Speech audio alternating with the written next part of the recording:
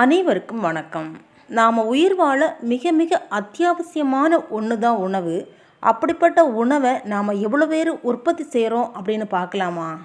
நிலத்தில் வேலை செஞ்சு உணவை உற்பத்தி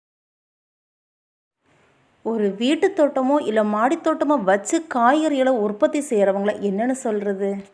குழந்தைகளுக்கு நல்ல ஒரு கல்வியை கொடுக்கணும் அப்படிங்கிறதுக்காக எது பெஸ்ட்டு ஸ்கூல்னு பார்த்து போய் அட்மிஷன் போடுறோம். கெமிக்கல் உரங்கள் பயன்படுத்தாமல் விளைவிக்கப்பட்ட உணவு எங்கே கிடைக்குது அப்படின்னு தேடி வாங்க முடியலை.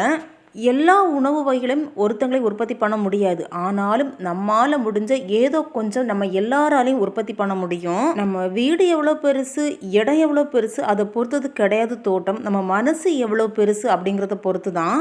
மனசில் தைரியமும் விடாமுயற்சி இருந்தால் மட்டும்தான் இந்த மாதிரி காய்கறிகளை நம்ம தோட்டத்திலே நாம் எடுக்க முடியும். இன்றைக்கி எங்கள் மாடி தோட்டத்தில் பறித்த காய்கறிகளை வச்சு தான் முழுக்க சமையல். வீடியோட ஸ்டார்டிங்கில் பார்த்துருப்பீங்க முள்ளங்கியோட சைஸு. மாடி தோட்டத்தில் இவ்வளோ பெரிய சைஸில் முள்ளங்கி, அதோட இலைகளையும் நல்லா ஃப்ரெஷ்ஷாக முள்ளங்கி பொரியல் பண்ணிட்டேன். மாடி தோட்டத்திலே பறித்த சாம்பார் மிளகாய், அதிலேயே பறித்த கத்திரிக்காய், இது எல்லாத்தையும் போட்டு சாம்பார் செஞ்சாச்சு. கத்திரிக்காய் நம்ம தண்ணியில் போடாமல் சமைச்சோம் அப்படின்னா கலர் மாறிடும் சாம்பார். அதுக்காக தான் தண்ணியில் போட்டுக்கிட்டு அதன் பிறகு எடுத்து சமைக்கிறோம். எந்த காயெல்லாம் இந்த மாதிரி கலர் மாறுதோ அந்த காயெல்லாம் உடம்புக்கு ரொம்ப ரொம்ப நல்லதுன்னு அர்த்தம். அதில் நிறைய சத்துக்கள் இருக்குது. ஒரு மாடி தோட்டம் வச்சுக்கிட்டு வீட்டுக்கு தேவையான எல்லா காய்களும் எடுக்க முடியுமா அப்படின்னா கண்டிப்பாக எடுக்க முடியும். போன மாதம் வரைக்கும் காலிஃப்ளவர் அண்டு முட்டைக்கோஸ் கூட நான் எடுத்தேன்.